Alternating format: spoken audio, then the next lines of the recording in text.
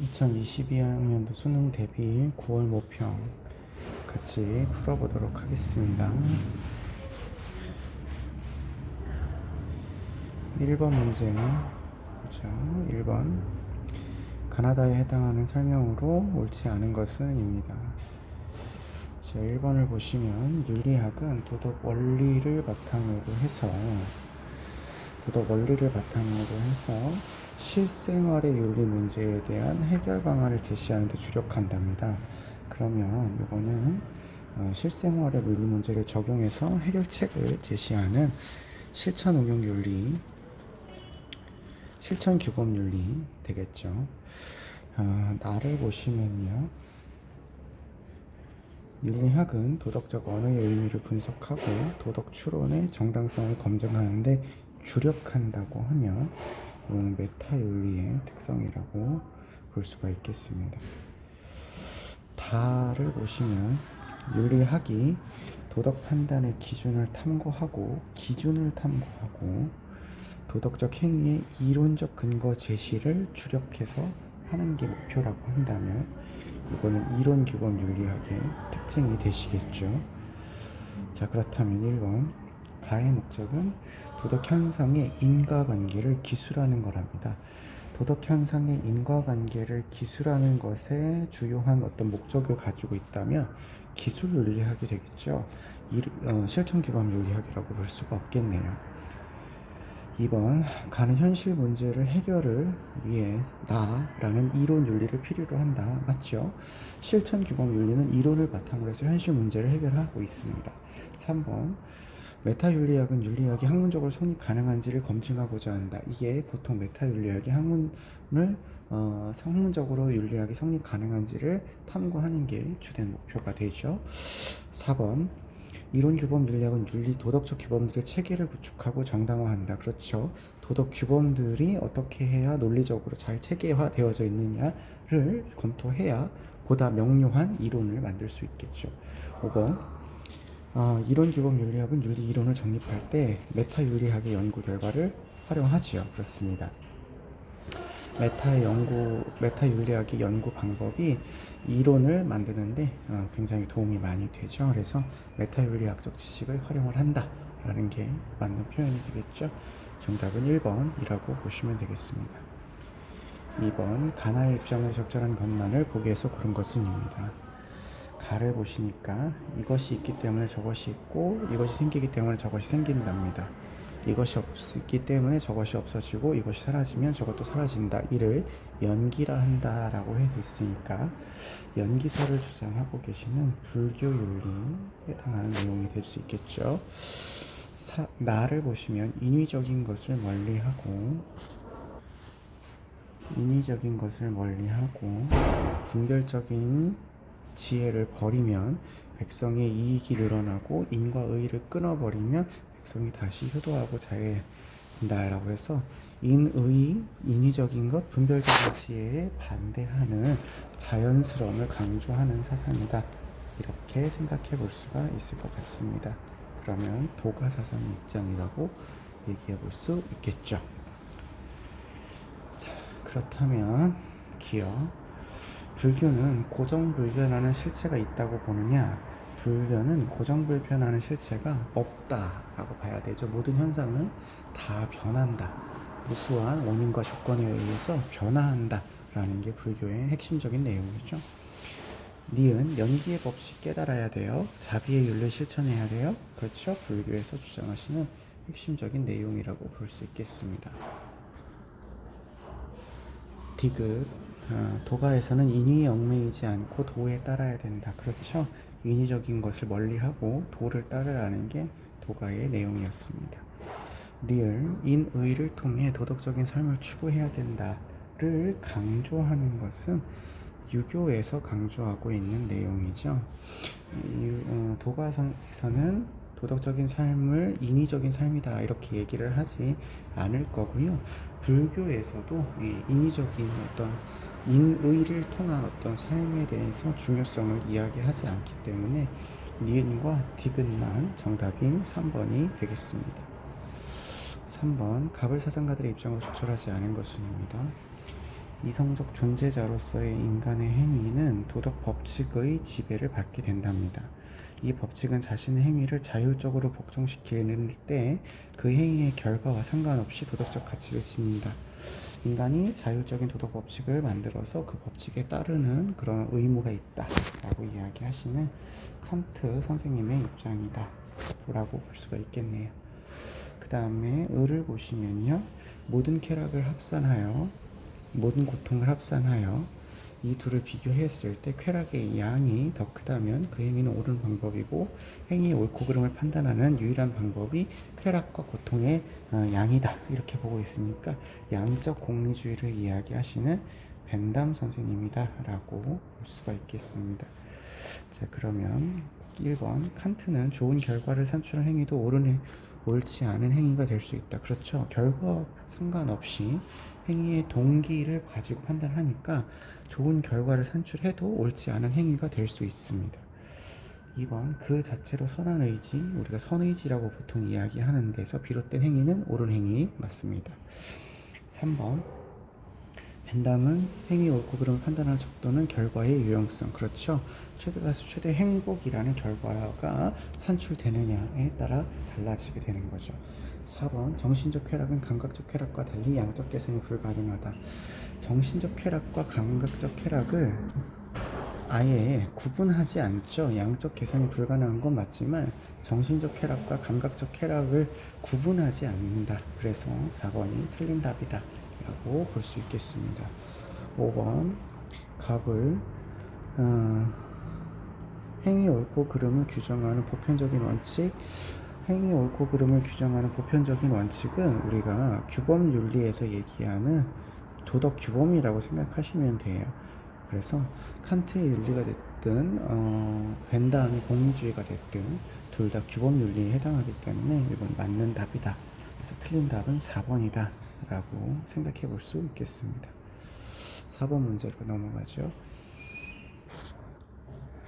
갑 사상가가 을 사상가에게 제기할 수 있는 비판으로 가장 적절한 것은 입니다. 갑을 먼저 보시면요, 갑은 우리가 원하는 것보다 원하지 않는 것을 더 잘 알고, 따라서 실제로 무엇을 보호해야 되는가를 알아내기 위해서는 희망보다 공포로부터 논의를 시작해야 된답니다. 왜냐하면 행위를 하도록부터 드는 공포가 책임의 본질적인 속성이기 때문이다. 이렇게 공포의 발견술에 대해서 이야기를 하고 계시니까 요나스 선생님이 되시겠네요. 인간은 자연의 사용자 및 해석자로서 자연에 대해서 실제로 관찰하고 고찰한 것만큼 자연을 이해할 수 있고 무엇인가를 할 수 있답니다.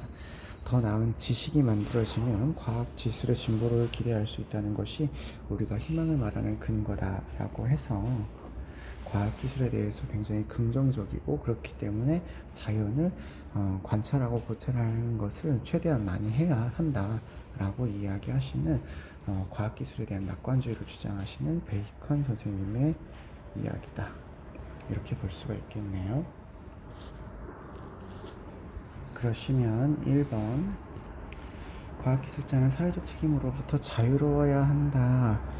자, 자유로운 것을 강조하는 것이 베이컨이죠. 그래서 베이컨은 과학기술을 엄청 많이 발달시키기 위해서 과학자에게 책임을 많이 지지 마라 이렇게 얘기하죠. 2번, 인간의 책임의 범위가 자연에 대해서까지 확대되어야 한다. 요나스는 확대되어야 한다라고 이야기를 하죠. 미래 세대와 자연 생태계까지 책임의 범위를 확대해야 된다 이렇게 얘기를 하는데, 베이컨은 인간중심주의 사상가이기 때문에 자연에게까지 확대를 하지 않는다라고 해서 간과한다라고 얘기할 수가 있겠네요. 2번이 정답입니다. 3번, 인류의 복지를 위한 과학기술의 사용은 제한될 수 없다. 요나스가 이런 얘기 하지 않고요. 베이컨은 최대한 많이 과학기술이 발달을 하게 되면 인류에게도 좋은 것들이 가져온다 이렇게 얘기하고 있어서 간과하지 않겠네요. 4번, 현 세대와 미래 사이에 호혜적 책임이 있어야 된다. 요나스가 호혜적 책임 이야기하지 않죠. 호혜적 책임이 아니라 일방적인 책임이고요. 베이컨은 이런 서로 간의 책임이다 이런 얘기 하지 않습니다. 5번 과학기술 발전에 따른 부작용도 과학기술로 해결이 가능하다라는 얘기를 베이컨이 강조하고 유너스는 과학기술에 대한 부정적인 측면에 주목을 하고 있죠. 그래서 정답은 2번이다 라고 볼 수가 있겠습니다.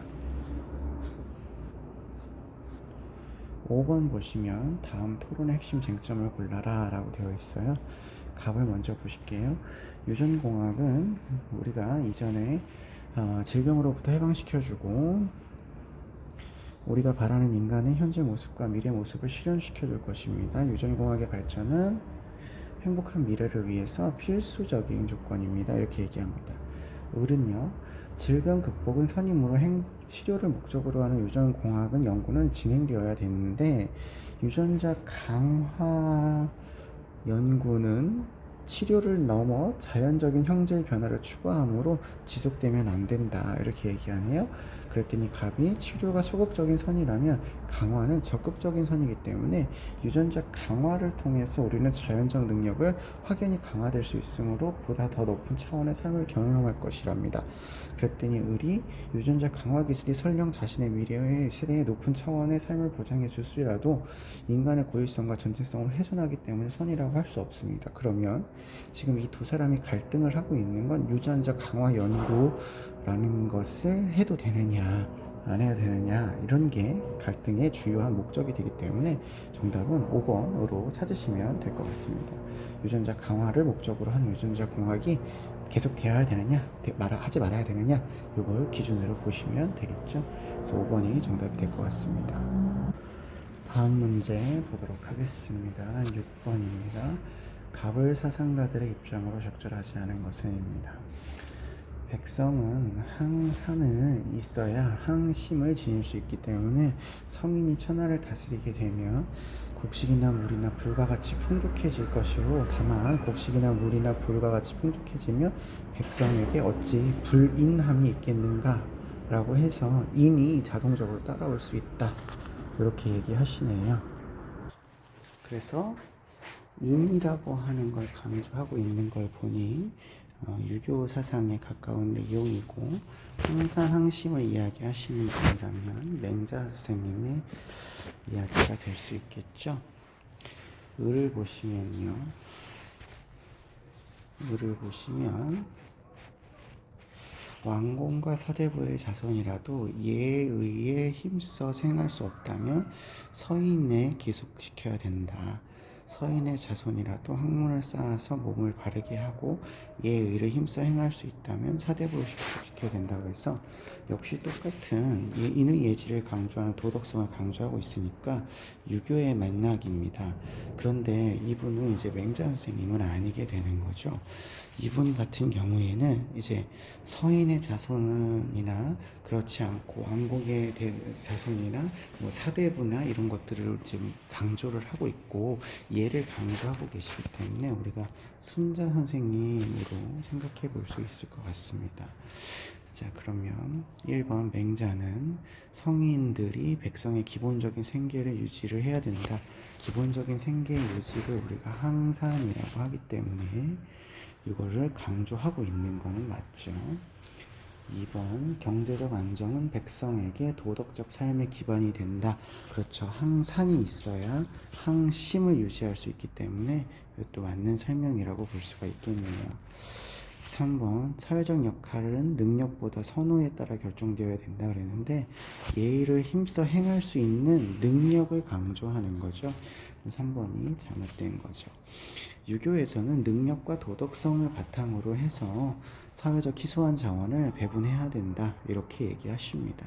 4번 예를 기준으로 하여 사회적인 역할이 분담되어야 된다. 그렇죠. 예치 이게 도덕성이라고 본다면 유교에서는 모두 도덕성을 기준으로 하는 것을 긍정하고 있죠. 5번 사회적 분업은 사회 질서를 유지하는 데 기여할 수 있다. 그렇죠.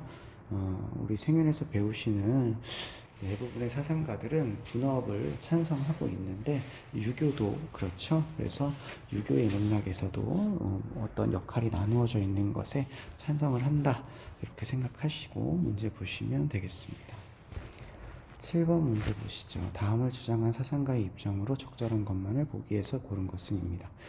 본래 인간은 자유롭고 평등하고 독립된 존재이므로 자신의 동의 없이 다른 사람의 정치 권력에 복종할 수 없습니다. 여러분 이걸 뒤집어서 이야기하면 동의했을 때 다른 사람의 정치 권력에 복종할 수 있다가 되는 거잖아요. 동의가 있다면.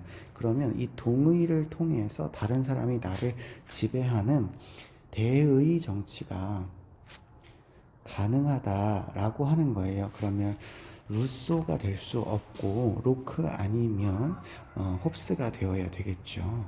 계속 어떤 사람이 자신의 자유를 포기하고 시민사회 구속을 받아들인 유일한 방법은 자신의 재산을 보호하고 다른 사람들과 상호간의 안전한 삶을 영위하기 위해서 공동체를 결성하기로 합의, 동의 같은 말이잖아요. 합의하고 동의를 했다면 이런 구속을 받아들일 수 있을 건데 그게 이제 제일 중요한 게 재산을 보호하고 생명을 보호하기 위해서다. 그리고 자연 상태는 자유롭고 평등하고 독립적이다. 이렇게 얘기하고 있어서 이걸 다 모아주신다면 로크에 대한 설명이다 라고 알 수 있을 것 같습니다. 자, 그렇다면 기업 국가는 가족 공동체 의식이 전제된 정치적 공동체여야 된다. 가족 의식, 가족 공동체 의식이 아니라 동의, 계약을 통해서 만들어진 거죠. 이런 게 전제된 게 아니죠. 니은, 국가는 개인의 기본권을 보장하는 목적으로 계약에 의해서 만들어진다. 그렇죠. 사회 계약론자이기 때문에 개인의 생명권이나 재산권을 보호받기 위해서 계약으로 국가를 만들었다. 이렇게 얘기하죠. 디귿, 국가는 인간의 정치적 본성으로 형성되는 자연적 공동체이다. 정치적 본성으로 되는 자연적 공동체다. 그러면 본성에 의해서 자연스럽게 만들어졌다 이렇게 얘기하셔야 돼서 이거는 아리스토텔레스 선생님의 입장이 될 것 같습니다. 자연적 공동체가 아니고요. 계약으로 만들어지는 인위적인 공동체죠. 리을, 국가는 시민 모두에게 동등한 자유와 권리를 보증해야 된다. 그렇죠. 원래는 모든 시민에게 동등한 자유와 권리를 보장을 해야지만 바람직하다라고 이야기할 수 있을 것 같습니다. 정답은 니은 리을 정답이 되겠네요. 8번 갑을 사상가들의 입장으로 적절한 것만을 보기 위해서 있는 대로 고른 것은 입니다. 갑을 보시니까 질서정연한 만민은 고통받는 사회를 원조해야 될 의무가 있답니다. 그런데 이 의무를 실행하는 방법이 경제적 및 사회적 불평등을 규제하는 분배정의를 따르는 것은 아니랍니다. 이 사람은 롤스 선생님이 되시죠.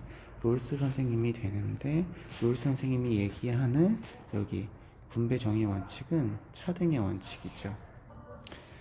차등의 원칙이 되겠죠. 그래서 차등의 원칙은 시민 불복종에 적용하지 않는다라는 표현이 되겠습니다. 을을 보시면요. 우리는 적은 비용으로 가난한 사람들의 복리에 중요한 변화를 일으킬 수 있기 때문에 쾌락 증진과 고통 감소라는 공리주의 이론에 근거해서 원조 여부를 판단해라 라고 보고 있으니 이거는 싱어 선생님의 입장이 되시겠네요. 자, 그렇다면 기억 보죠. 롤스는 정의의 원칙에 따라 운영되는 국가는 원조의 대상이 아니랍니다. 그렇죠. 정의의 원칙에 따라 운영되는 국가는 이미 질서정연한 체제를 갖추고 있는 거기 때문에 원조의 대상이 아니고 고통받는 사회라고 이야기하지 않습니다. 그래서 기억이 맞는 게 되겠고요. 니은, 빈곤으로 고통받는 사람을 원조하지 않아도 되는 경우가 있다. 자, 원조를 꼭 해야 되는데 하는 것이 의무인데 빈곤으로 고통받는 사람을 원조하지 않아도 되는 경우가 싱어한테는 있죠. 이 한 사람의 빈곤으로 고통받는 사람을 도와주지 않지만 여러 사람의 어떤 이익이 산출되는 경우에는 안 도와줄 수도 있는 거죠. 안 도와줄 수 있는 거죠. 그래서 전체 인류 복지 증진을 목표로 하고 있는 게 맞고 그것이 의무이기는 하나 그 전체 이익과 개별적인 이익은 같은 게 아닐 수 있기 때문에 아는 경우가 원조하지 않아도 되는 경우가 있을 수 있다. 이렇게 보시면 되겠죠. 디귿, 싱어는 원조가 도덕적인 구속력이 배제된 개인의 선택의 문제다 했는데 아까도 말씀드렸지만 도덕적인 의무라고 보셔야지 개인의 자율적인 선택이라고 보시는 건 노직 선생님의 입장이 되겠습니다. 리을, 갑을 못 두고야 자원이 풍부한 국가는 원조의 대상이 될 수 없다. 일단 롤스 입장에서는 자원이 풍부한지의 여부가 원조를 하는 기준으로 설정이 되지 않기 때문에 될 수 없다라고 얘기할 수 없고요. 자원이 풍부하더라도 싱어 입장에서는 그 속에 있는 어떤 빈민이나 가난한 사람 이런 사람을 도와서 인류 전체의 복리를 증진할 수 있다면 도와줄 수 있기 때문에 대상이 될 수 없다 그러면 싱어 선생님도 동의하지 않을 그런 선지가 되겠네요. 그럼 정답은 1번 기역 니은이 정답이 되겠습니다. 9번 그림의 강연자가 긍정의 대답을 할 질문으로 가장 적절한 것은입니다. 음식을 선택을 할 때 단순히 맛뿐만 아니라 건강과 환경 등 여러 요소를 고려해야 된답니다. 우선 건강과 맛을 위해 유기농 제품을 사용해야 되고요. 질이 낮은 음식을 풍족하게 먹는 것보다 덜 먹더라도 질 좋은 재료로 만든 유기농 식품을 먹는다면 건강도 증진될 거라고 하고 맛도 즐거움을 만끽할 수 있답니다. 또한 환경을 위해서 경제적 효율성이 떨어지더라도 유기농 먹거리는 반드시 가까운 지역에서 얻어야 된답니다. 다른 나라에서 생산한 산업화된 유기농 식품은 장거리 수송 과정에서 이산화탄소 배출 문제를 일으킨답니다. 그리고 식품의 적정 가격에 대해서 논의해야 된답니다. 가난한 사람이 유기농 식품을 이용할 수 있도록 가격은 너무 비싸도 안 되지만 농부들의 지속 가능한 생산을 위해 너무 저렴해서도 안 됩니다. 이렇게 여러 가지 어떤 소비에 대한 다양한 입장을 표현하고 있으십니다.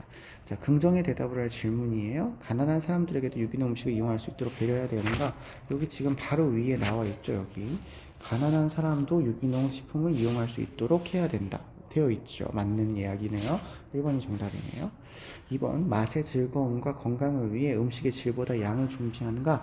여기 질 좋은 것을 양보다 중시하죠. 그러니까 이거는 아니라고 해야 되겠네요. 3번 대량 생산으로 음식 재료가 가격을 낮추는 게 언제나 바람직한가? 아니에요. 덜 먹더라도 유기농 제품을 생산하는 게 대량 생산하는 것보다 좋을 때가 있는 거죠. 4번 유기농 식품의 소비 과정에서 환경에 대한 고려를 배제해야 되는가? 여기 보시면 환경에 대해서 생각을 하라고 되어 있죠. 배제 아니네요. 5번 가까운 지역의 유기농 식품을 이용하는 것이 가장 경제적인 소비인가? 가까운 지역에서 얻는 것이 효율성이 떨어지더라도 좋은 소비라는 것이죠. 경제적인 소비는 아닌 겁니다. 그래서 정답은 1번이라고 찾아주실 수 있겠습니다. 10번 가의 가불형 입장을 나의 그림으로 표현했을 때 A에서 C에 해당하는 질문으로 적절한 것만을 보기에서 있는 대로 고른 것은입니다. 갑을 보시면 노동이 생활수단뿐만 아니라 1차적인 생활 욕구가 되면 사회는 자신의 깃발 아래 각자는 능력에 따라 각자는 필요에 따라 라고 쓸 수 있게 된답니다. 노동이 1차적인 노동을 하고자 하는 그 1차적인 목표가 되면 필요에 따라 능력에 따라 라는 깃발 아래 들어가게 되는데 능력에 따라 일하고 필요에 따라 분배받는다 라고 이야기하시면 마르크스 선생님의 입장이 되시겠죠. 글을 보시니까요. 한 사람의 소유물은 취득 이전 불의의 교정의 원리, 요거 정의의 원칙 중에 이렇게 세 가지 얘기하는 거죠.를 부여받았고요. 그랬을 때만 정당하답니다. 각 개인의 소유물이 정당하면 소유물 전체 집합도 정당하기 때문에 취득 이전 부정의의 교정 요것만 생각하면 된다라고 이야기하시는 거니까 노직 선생님의 입장이 되시겠습니다. 경시를 보시면요. 원초적인 입장이 얘기가 나오고요. 합의된 정의 원칙들은 사회 협동체의 종류와 성립할 정부 형태를 명시해 준답니다. 그래서 정의의 원칙은 이렇게 보는 방식으로 공정의 정의라고 부르게 된답니다. 그러면 정의 원칙이 원초적인 입장에서 도출이 되며 공정으로서의 정의를 지향하고 있는 롤스 선생님의 입장이 되겠죠. 그러면 플로우 차트 문제니까 이 사람들을 같이 한번 비교해 보도록 하겠습니다. 마르크스, 노직, 롤스 되겠습니다. A. 가장 바람직한 분배는 국가가 없는 상태에서 가능한가? 마르크스는 공산주의라고 하는 최종적인 어떤 이상사회가 국가가 소멸된 상태라고 이야기합니다. 그래서 마르크스는 국가가 없어야 돼요. 그런데 노직은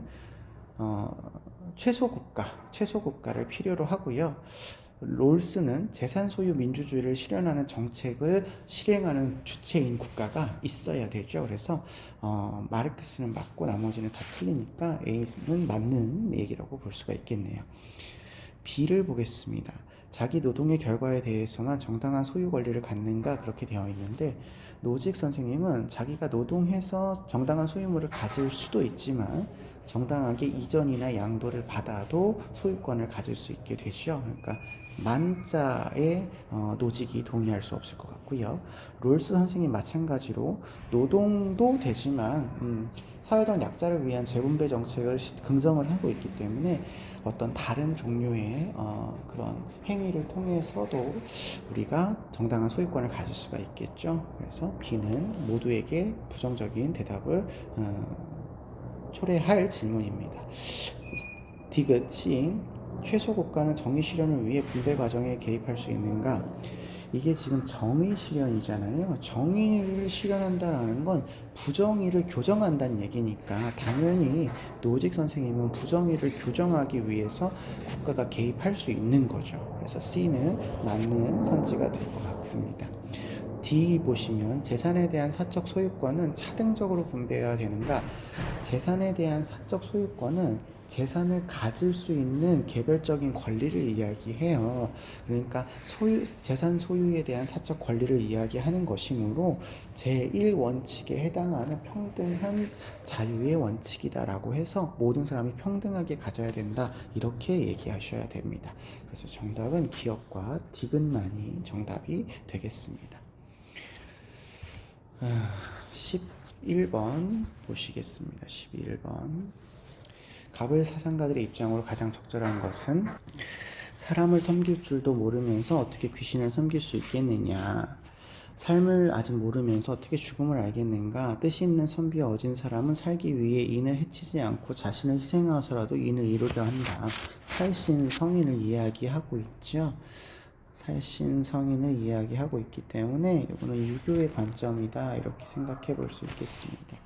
유교 중에서도 공자 스님이 대표적이겠죠. 을을 보시면 혼돈 속에 뒤섞여 있는 가운데 변화가 일어나서 기가 드러나고 기가 변화해서 형체를 이루며 다시 이 형체가 변화해서 생명이 생기고 생명은 다시 한번 변화해서 죽음으로 돌아가는 거니까 모든 것은 기의 변화에 따라서 나타나는 것이다. 그러니까 차별할 필요가 없다라고 이야기하는 도가의 입장이 되겠습니다. 자, 그러면 1번 유교에서는 삶과 죽음 모두 고통이다 아니라고 하죠.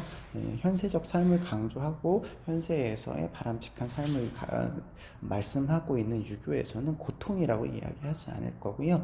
죽음에 대해서도 자연스러운 과정이라고 이야기합니다. 2번 삶과 죽음은 기가 모이고 흩어지는 연속적 과정이다. 이건 도가에서 이야기하는 거죠. 삶이 기가 모이고 흩어지는 과정이다라는 얘기를 유교에서 하지 않습니다. 3번 도가에서는 자연스러운 과정인 죽음에 대해 슬퍼할 필요가 없다. 그렇죠. 애도할 필요가 없다. 삶과 죽음을 차별하지 말아라 이렇게 얘기하죠. 4번 죽음을 두려워하기보다는 인을 이루려는 삶을 지향해야 된다는 유교에서 강조하는 거죠. 살신성인 도가가 아니네요. 5번 가불이고요. 현세에서의 도덕적인 실천이 내세에서 영향을 미친다. 두 사람 모두 다 내세를 이야기하지 않기 때문에 해당되지 않는 선지라고 볼 수가 있겠습니다. 정답은 3번 되시겠네요. 12번 문제 보도록 하겠습니다. 12번 가불 사상가들의 입장으로 가장 적절한 것은 입니다. 성왕은 사람의 본성이 악하여 이렇게 되어 있네요. 사람의 본성이 악하여 사회가 어지러울 것을 염려하였다. 이에 예의와 법도를 만들어서 사람의 성정을 조화하였다. 악이란 음악 같은 예술을 이야기하는 거죠. 성인이 즐겼던 바이고 악으로서 백성의 마음을 선도할 수 있다. 이렇게 이야기하고 계시기 때문에 성악설을 이야기하시면서 예의를 강조하시는 유교 사상가인 순자 선생님이 되시죠. 순자에 관련된 설명이 되겠습니다.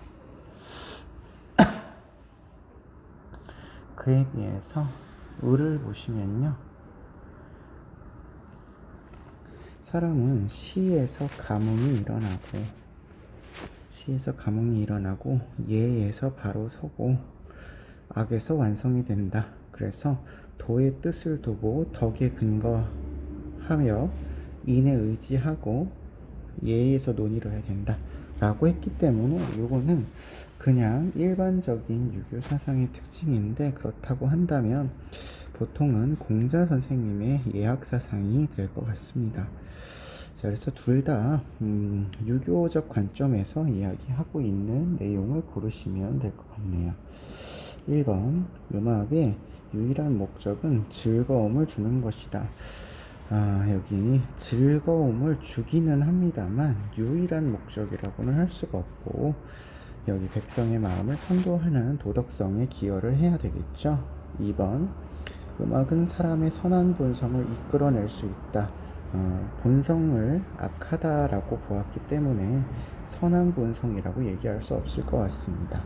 3번, 음악은 재물을 낭비하게 하여 백성에게 해가 된다라고 이야기했는데, 여기 시에서 감흥이 일어나고 예에서 바로 서게 된다.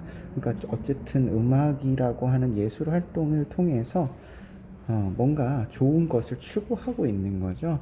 해가 된다 이러면 잘못된 설명이 되겠네요. 4번, 음악은 음악 자체의 아름다움을 위해서만 존재한다. 지금 도나 덕, 인, 예 이런 것들을 강조하고 계시기 때문에 음악 자체에 대한 아름다움만 강조하지 않습니다. 5번, 음악은 인격을 도야하기 위해 중요한 수단이다. 그렇죠? 갑도 인격을 도야하는 수단, 을도 음악을 통해서 예를 바르게 섬게 하는 그런 역할을 하기 때문에 유교적인 관점에서는 음악을 통해서 도덕성을 기여하는 그런 측면에서의 공통점이 있을 수 있다라고 보실 수 있겠네요. 정답은 그러면 5번 되겠습니다. 13번 보시죠. 다음을 주장한 사상가의 입장으로 가장 적절한 것은입니다. 국가들 사이에서의 영원한 평화를 위해서 확정조항이 필요한데, 첫째는 모든 국가가 시민 정치 체제가 공화 정치여야 되고요. 모든 입법의 근원적 개혁의 이념에서 나오는 공화 정치에 기초해야 된다. 이렇게 보고 계십니다. 둘째, 국제법은 자유로운 국가들의 연방체제에 기초해야 된다. 연방체제에 기초한 국제법이 있어야 된다. 그래서 국가들은 국제법의 이념에 따라 움직이지 않기에 전쟁을 방지하기 위하여 지속적인 연맹이 필요하다. 국제법이 필요한데 국제법은 자유로운 연방체제가 있어야 이 국제법이 잘 돌아간다. 이런 이야기가 되겠죠. 셋째, 세계 시민법은 보편적 우호 조건들에 국한되어야 된다. 여기서 우호란 외국인이 타국의 영토에 도착했다고 해서 적대적으로 취급받지 않을 권리, 우리가 보통은 환대권으로 이야기하는 거죠. 그러면 이거는 칸트 선생님의 영구 평화론에 나오는 내용이 되겠네요. 자, 그러면 1번, 칸트는 국제관계에서 국가가 유일한 행위자로 간주된다라고 되어 있는데, 국가가 유일한 행위자 그러면 여기 연맹이 필요하지가 않겠죠? 유일하지 않습니다. 2번, 국제연맹은 국가와 같은 주권적 권력으로 기능해야 된다. 아니죠. 주권적 권력으로 이렇게 하게 되면 개별적인 국가의 주권을 침해할 수 있기 때문에 그렇게 하면 안 된다라고 이야기하시죠. 3번, 평화조약을 통해서 모든 전쟁들을 영원히 종식시킬 수 있다. 평화조약은 평화를 위한 수단이기는 합니다만 이것만으로 모든 전쟁을 영원히 종식시키는 건 아니죠. 평화조약도 있어야 되고 평화조약을 유지하기 위해서 국제연맹이 필요하다 이렇게 되어 있기 때문에 평화조약만으로 모든 걸 해결할 수 있는 건 아닙니다. 4번, 국가 간의 분쟁의 해소가 영원한 평화의 실현의 충분 조건은 아니다. 그렇죠. 국가 간의 분쟁 해소가 필요한데 충분 조건은 아니다. 이렇게 얘기하셔야 되죠. 5번, 정치체제의 개선이 평화의 실현을 위한 전제 조건은 아니다. 정치체제의 개선이 있어야지만 평화가 실현되죠. 전제 조건이 아니다 그런 게 잘못된 겁니다. 공화 정체여야 한다라고 해서 꼭 있어야 된다라는 것을 강조하고 계시니까요. 필요하다 이렇게 보셔야 되겠죠. 정답은 4번 되겠네요. 14번 보겠습니다. 기억에 들어갈 진술로 가장 적절한 것은이고요. 독일의 통일 사례는 통일을 준비하는 우리에게 중요한 교훈을 준답니다. 독일의 경우에는 통일 전에 많은 교류와 협력을 추진해 왔음에도 불구하고 통일 이후에 구동독 지역 주민들과 구서독 지역 주민들이 서로를 비하하고 무시하는 등의 심각한 갈등을 겪었답니다. 또한 사회 문화적인 이질성을 줄이지 못한 상황에서 통일이 되면서 통일 이후에 사회를 통합하는데 막대한 비용이 지불되었답니다. 이처럼 오랜 기간 동안 서로 다른 이념과 체제에서 살아온 사람들이 서로에 대한 이질감을 극복하고 내적 통합을 이루는 것은 단기간에 달성할 수 있는 쉬운 문제가 아니다. 따라서 우리는 기억돼 있죠. 그러면 우리는 단기적인 통일보다는 그 이질성을 극복하기 위해서 오랜 기간 노력하는 점진적인 통일이 필요하다. 이런 얘기를 고르시면 될 것 같아서 3번이 정답이라고 찾으시면 되겠습니다. 15번 가의 가불병 사상가들의 입장을 나의 그림으로 표현할 때 A에서 D에 해당하는 진술로 적절한 것만을 보기에서 있는 대로 고른 것은입니다. 갑을 보시면 동물을 잔악하게 대우하는 것은 언제나 인간 자신에 대한 의무에 어긋나게 됩니다. 왜냐하면 타인과의 관계에서 도덕성에 도움이 되는 자연적 소질을 약화시키기 때문이다. 그래서 동물이 직접적인 의무의 대상이 아니고 인간에 대한 간접 의무의 대상이다. 이렇게 얘기하시니까 칸트 선생님의 입장 되겠네요. 을 보시면 쾌락과 고통을, 즐거움을 느낄 수 있는 존재에 대해 우리는 이익평등 고려의 원칙을 적용해야 한다. 동물의 고통을 무시하는 행위는 일종의 종차별주의적 태도이기 때문에 무시하지 말아라. 이렇게 생각하고 계시는 분은 싱어 선생님이 되시겠죠. 병, 개인은 상호 의존적으로 이루어진 공동체의 구성원이다. 계속 보면 우리는 대지 윤리를 통해서 이 공동체의 범위를 흙, 물, 동식물을 포함하도록 확장해야 된다. 이렇게 대지 윤리를 이야기하고 계시기 때문에 레오폴드 선생님이다 라고 생각해 볼 수가 있겠죠. 자, 그러면 벤 다이어그램 문제이기 때문에 모든 사상가를 비교하셔야 될 것 같습니다. 자, 갑은 칸트고요, 을은 싱어, 병은 레오폴드입니다. 자, 기억 보겠습니다. 자연을 경제적인 관점에서 이용하는 것이 허용될 수 있냐라고 물어보고 있어요. 허용될 수 있다라고 하는 것은 절대 안 된다 이런 개념이 아니라 허용하는 경우도 있다라는 이야기로 찾으시면 됩니다.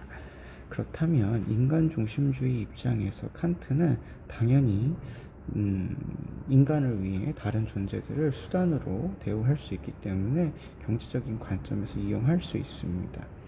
싱원 선생님 역시 동물까지는 직접적인 어떤 의무의 대상이지만 다른 존재에 대해서는 사용할 수 있죠. 물론 인간과 동물을 포함해서功利주의적 관점을 가지고 계시는 싱어 선생님은 최대 다수 최대 행복이라고 하는 기준을 달성할 수 있다면 소수의 대상자들의 권리를 침해하는 것이 가능하다라고 보고 있기 때문에 인간과 동물에서조차도 경제적인 관점에서 이용하는 경우가 있을 수는 있겠죠. 레오폴드 선생님도 자연을 경제적인 관점뿐만 아니라 심미적이고 윤리적인 관점에서 바라봐야 된다 이렇게 얘기하고 계시기 때문에 자연을 경제적인 관점에서도 바라볼 수 있다 라고 보셔야 되겠어서 모든 사상가가 동의할 수 있는 표현이 되겠습니다. D를 보시면 이성적 능력을 기준으로 도덕적 지위가 결정되지 않는다라는 표현은 이성적 능력이 기준이 된다. 그러니까 이게 있느냐 없느냐에 따라서 도덕적 지위가 있느냐 없느냐가 결정이 된다라는 거잖아요. 그러면 이성적 능력은 사실은 인간만 가지고 있기 때문에 인간 중심이냐 아니냐 뭐 이렇게 얘기해 볼 수도 있는 거예요. 그렇다라고 한다면 칸트는 인간 중심주의이기 때문에 이성적 능력으로 도덕적 지위가 결정되어야 하겠죠. 그래서 칸트는 잘못된 설명이라고 볼 수 있겠고, 싱어는 이성적 능력이 없어도 쾌고 감수 능력을 지닌다면 도덕적인 어떤 고려의 대상이 될 수가 있죠. 그렇기 때문에 않는다 그러면 맞겠고요. 레건 선생님은 생태중심주의라서 모든 존재가 다 도덕적 지위를 가질 수 있으므로 이성적 능력이 기준이다 이렇게 얘기할 수는 없겠습니다. 그래서 니은은 맞는 선지가 되겠네요. C. 고통을 느끼는 모든 존재가 존속할 권리를 갖는 것은 아니다 라고 이야기합니다. 칸트는 이 문장은 존속할 권리를 갖는다라고 하는 문장은 사실은 레오폴드 선생님이 사용하신 그런 문장인데, 레오폴드 선생님은 존속할 권리를 갖는다 이렇게 이야기하고 계시므로 레오폴드 선생님이 동의하지 않을 표현이에요. 그래서 사실은 이게 레오폴드 선생님 입장에서 틀렸기 때문에 정답이 아닙니다. 칸트와 싱어는 이걸 고려하기가 조금 애매한 것 같아요. 그래서 칸트, 싱어 제외하시고 레오폴드만 생각하셨을 때 생태계의 모든 존재가 존속할 권리를 갖는다 라는 개념으로 알아두시면 될 것 같습니다. D. 동물에게 해를 끼치는 행위가 정당화되는 경우가 있답니다. 자, 요거는 아까 A에서 봤었던 내용하고 똑같은 내용이죠. 이 대상이 주어가 동물로만 바뀐 거라고 생각하시면 돼요. 해를 끼치는 행위가 정당화되는 경우가 있다라고 본다면 칸트 선생님은 당연히 인간 중심주의적인 입장이기 때문에 인간의 이익을 위해서 동물을 수단으로 사용하면서 해를 주어도 문제가 되지 않죠. 싱어 선생님은 사실은 동물에게 해를 끼치는 것에 대해서 반대하는 입장을 가지시지만 정당화되는 경우가 최대다수 최대 행복이라고 하는 결론을 도출하는 경우에 허용할 수 있죠. 그래서 경우가 있을 수 있다 그러면 이거 맞는 표현이 되겠고요. 레오폴드 선생님 역시 생태계 전체를 유지하기 위해서 개별 생명체의 권리를 침해하는 게 가능하죠. 전체주의적 관점이기 때문에 개별 생명체보다 생태계 전체를 중시해야 된다. 그런 입장에서 개별 생명체인 동물의 어떤 동물에게 해를 끼칠 수 있다 이렇게 생각을 하시면 되겠습니다. 그래서 정답은 니은과 리을이 정답이 되겠네요. 16번으로 넘어가겠습니다. 16번 다음을 주장한 사상가의 입장에서 사례 속 A에게 해줄 수 있는 조언으로 가장 적절한 것은 입니다. 군자는 하고 나오니까 유교의 이상적인 인간이라고 볼 수 있겠고, 화합하지만 주체를 잃지 않고 남들과 같아지지 않으며, 우리가 이 문장을 줄여서 화이부동이라고 표현하죠. 화이부동. 소인은 주체를 잃어버리고 남들과 같아지며 화합하지 않는다. 우리가 이걸 줄이면 부화내동이라고 하죠. 부화내동이라고 하죠. 그래서 군자는 두루 포용하고 파벌을 이루지 않으며 소인은 파벌을 이루고 두루 포용하지 않는다고 해서 군자라면 두루두루 화합할 수 있기는 하되 자신의 주체성을 잃지 말아라. 뭐 이런 이야기를 하셔야 되는 것 같아요. 사례를 보시면 학생 A는 다른 문화권에서 온 친구의 독특한 행동이 비도덕적이라고 생각하지는 않지만 왠지 낯설게 느껴진다. 그래서 A는 그 친구를 어떻게 대해야 할지 고민이다. 조화를 이루지만 자신의 주체성을 잃지 않는다. 이렇게 보시면 됩니다. 1번 친구가 우리 문화에 동화되도록 설득해라. 그러면 자신의 주체성을 잃어버리기 때문에 안 되겠고요. 2번 그 친구의 문화를 이해하는 태도로 조화롭게 지내라. 그렇죠. 이해하는 태도를 보이셔야 되는 거죠. 3번 친하게 지낼 경우 얻게 되는 이익을 계산해라. 이런 얘기를 하게 되면 유교에 맞지 않게 되겠죠. 4번 다수가 즐기는 문화가 우월하다는 생각을 갖고 행동해라. 이런 얘기는 조화를 추구할 수 있는 그런 표현이 아니기 때문에 역시 잘못된 것 같고요. 5번 선악의 분별 없이 행동을 모두 포용해라. 이거는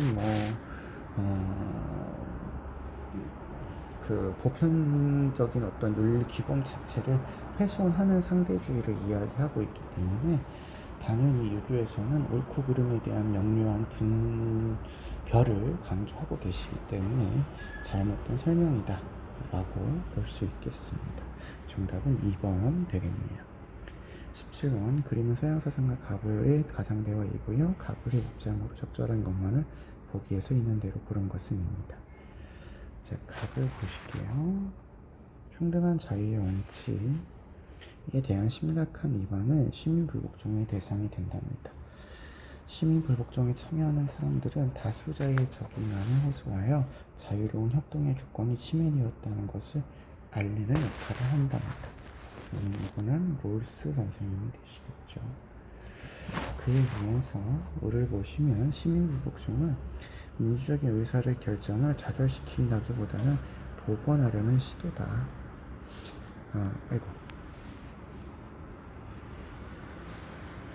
우리가 중단시키려고 하는 악의 크기와 불복종 행위가 가져올 법과 민주주의에 대한 존중심의 감소 정도를 저울질해봐야 한다. 이렇게 얘기하고 계시기 때문에 싱어 선생님의 입장이다. 이렇게 볼 수가 있겠네요. 자, 그러면 기억. 롤스는 차등의 원칙을 위반한 정책은 시민불복종의 대상이 된다라고 했는데 차등의 원칙은 시민불복종을 포함해서 해외 원조에도 적용하지 않는 기준이죠. 아닙니다. 니은 롤스는 매우 부정의한 입헌 체제에서는 체제가 매우 부정의하답니다. 시민불복종은 성립할 수 없다. 그렇죠. 체제가 어느 정도 정의로운 체제 안에서만 일어나는 게 시민불복종이니까 체제가 매우 부정의하다면 일어날 수 없겠죠. 디귿 싱어는 시민불복종을 하는 시민들은 보편적인 법치 원리를 존중한다. 그렇죠. 여기 위에도 민주적인 결정을 좌절시키는 게 아니고 복원하려고 하는 거니까 존중하는 거다. 이렇게 생각하시면 되겠습니다. 리을 시민불복종으로 발생한 불행한 결과를 고려해야 된다. 자, 요거는 일단 싱어 선생님의 입장에서는 악의 크기와 민주주의의 감소 정도를 저울질 해봐야 되니까 당연히 불행한 결과를 고려한 선택을 해야 됩니다. 근데 싱어 선생님은 롤스 선생님은 시민 불복종이라고 하는 것에 대한 성공의 가능성을 생각해 봐야 된다라는 표현을 쓰기 때문에 이런 식의 표현을 쓸 수 있다라고 생각을 하시면 될 것 같아요. 그래서 정답은 5번이 되겠습니다. 18번 다음을 주장한 사상가의 입장으로 가장 적절한 것은입니다. 결혼은 서로에게 평등한 권리를 허용하고 자신의 전 인격을 온전히 상대방에게 양도한다라는 조건을 받아들이겠다는 두 사람 사이의 계약입니다. 그리하여 각자는 상대방의 전 인격에 대한 완전한 권리를 갖게 되기 때문에 이제 인간성을 추락시키지 않고도 도덕성을 위반하지 않으며 성관계가 가능한 방식이 이성을 통해서 명확하게 된다. 이렇게 얘기하고 계셔서 이게 지금 칸트 선생님이신데 칸트 선생님은 인격적 가치를 강조하시는 분이라서 보수주의 같지만 중도주의 같지만 결혼을 굉장히 중시합니다. 결혼 결혼이 도덕적인 성이 가능하게 하는 유일한 기준이다. 이렇게 얘기를 해서 중도주의에서의 사랑이 유일한 기준이다. 이렇게 얘기하는 것과 조금 다른 형식으로 표현을 하고 있으시다. 이렇게 알아주시면 좋겠습니다. 1번. 자발적 동의가 없는 성관계도 도덕적으로 정당화될 수 있다. 자발적 동의가 없으면 상대방의 인격을 존중하지 않고요. 여기도 상대방에게 양도한다는 동의, 계약이 있어야 되겠죠. 2번. 결혼이라는 조건이 충족될 때 상대방의 성을 향유할 수 있다. 그렇죠. 결혼을 하게 되면 완전한 권리를 갖게 되기 때문에 인간성을 추락하지 않고도 성관계를 할 수 있다. 이렇게 보는 거죠. 3번. 타인에게 해를 끼치지 않는 모든 성관계는 도덕적으로 정당하다. 결혼이 전제되어야 되겠죠. 4번. 인격적인 만남을 통한 성관계는 부부 사이가 아니어도 정당하다. 아니에요. 결혼을 전제로 해야 되기 때문에 부부 사이에서 가능한 거죠. 5번. 부부 사이의 성관계도 출산을 의도할 때에만 도덕적으로 정당하다. 부부 사이라면 결혼이 유일한 기준이니까 출산을 의도하지 않아도 괜찮을 것 같아요. 정답은 2번 되겠습니다. 19번. 가의 가불병 사상의 입장을 서로에게 제기할 수 있는 비판을 나의 그림으로 표현할 때 A에서 F에 해당하는 내용으로 가장 적절한 것은 입니다. 사형은 살인에 상응하는 보복을 위한 것이다. 또한 사형은 인간성을 해치는 죄책감으로부터 사형수를 해방시켜준다. 그래서 인간성을 존중하기 위한 수단으로 사형을 해야 되고 응하는 보복이다 라고 하는 거니까 응보주의적 관점을 제시하고 있는 칸트 선생님의 입장이 되시겠죠. 을을 보시면 사형은 한순간에 강렬한 인상을 줄 뿐이고 반면에 동신노역형이 더 큰 공포를 안겨주므로 인간 정신에 미치는 효과가 사형에 비해서 크다. 이렇게 얘기하시네요. 그렇다면 사형 대신에 종신노역형을 추구하고 계시니까 베카리아 선생님이 주장하시는 내용이라고 볼 수 있겠습니다. 병을 보실게요. 최근 들어서 사형에서 많이 나오시는 내용이죠. 루소 선생님입니다. 사형은 죄인을 적으로 간주하는 것이라서 그에 대한 재판과 판결은 더 이상 그 사람이 국가의 구성원이 아니라는 증명이자 선고가 된답니다. 그래서 사형을 찬성을 하면서 국가의 구성원을 지키기 위한 계약을 중심으로 해서 사형을 설명하고 계시는 분이니까 루소 선생님의 입장이 되실 수 있겠네요. 자, 그러면 칸트, 베카리아, 루소 선생님의 입장을 우리가 살펴보도록 하겠습니다.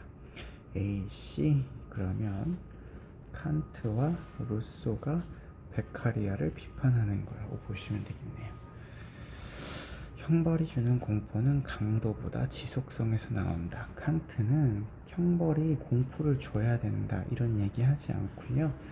루소 선생님 입장에서도 형벌이 주는 강도, 지소성 이런 얘기를 통해서 설명하고 있지 않죠. 그래서 칸트나 루소가 할 수 있는 표현이 아니고 오히려 베카리아 선생님이 할 수 있는 표현이니까 간과한다고도 얘기할 수가 없을 것 같습니다. 2번 B입니다. 그러면 베카리아 선생님이 칸트를 비판하는 내용이죠. 종신노역형이 범죄자를 목적으로 대우하는 형벌이다. 베카리아 선생님이 목적으로 종신노역형을 대하는 거다. 이렇게 이야기하지 않죠. 목적으로 대우하면 형벌을 주어서 고통을 주면 안 되겠죠. 수단으로 대우하는 겁니다. 범죄 예방의 수단이 되는 거죠. 그 다음에 3번 D를 보시면 베카리아 선생님이 루소를 비판하는 내용입니다. 사형은 시민의 범죄 의욕을 전혀 억제할 수 없음. 아까 위에 보시면 베카리아 선생님 글에 보시면 사형에 비해 종신노역형이 효과가 비해 크다 이렇게 얘기하고 있기 때문에 전혀 억제할 수 있는 게 아니라 상대적으로 억제할 수 있는 게 크다, 이렇게 얘기를 하셔야 되기 때문에 베카리아에 대한 설명이 잘못됐다, 이렇게 볼 수가 있겠습니다. 4번 2죠. 2. 그러면 루소가 칸트를 비판하는 내용입니다. 사형은 시민들의 생명을 지키기 위해서 실행되는 형벌이다. 그렇죠. 목적이, 루소는 시민들의 계약을 유지하기 위한 것이고, 칸트는 응보주의적 관점이기 때문에 강구한다라고 얘기할 수가 있겠네요. 5번 F는 칸트 선생님이 루소를 향해 비판하는 얘기죠. 범죄자를 처벌하는 것은 그가 처벌을 의욕했기 때문, 계속 많이 나오는 표현인데, 형벌을 의욕했기 때문이 아니라 형벌 받을 행위를 의욕했기 때문인 거죠.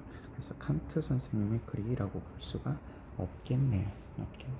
정답은 4번 되겠습니다. 20번 문제 보시죠.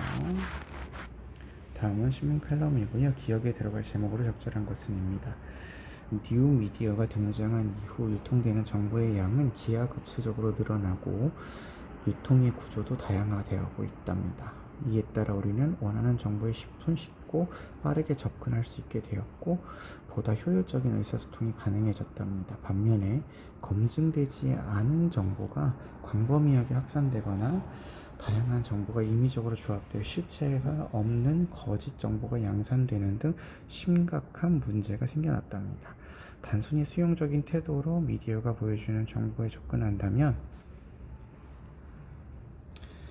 편견에 사로잡혀서 세상을 객관적으로 보지 못할 수 있다. 그러면 단순히 수용적인 태도로 볼 것이 아니라 그냥 수용하지 말고 비판적인 입장에서 미디어에 대해서 접근해라, 이런 얘기겠네요. 계속 보시니까 이것이 바로 뉴미디어 시대의 새로운 시민성으로서 미디어 리터러시가 요청되는 이유이다. 미디어 리터러시 얘기를 하는데, 여기서는 이제 정보를 이제 비판적으로 수용할 수 있는 능력을 이야기하게 됩니다. 그러면 지금 여기서 비판적으로 정보를 수용할 수 있는 능력을 리터러시로 보고 있는 건 5번이 정답이라고 볼 수가 있겠죠. 그래서 정답은 5번이다 라고 찾아주시면 되겠습니다. 여기까지 우리 9월 모의평가 같이 풀어보았습니다.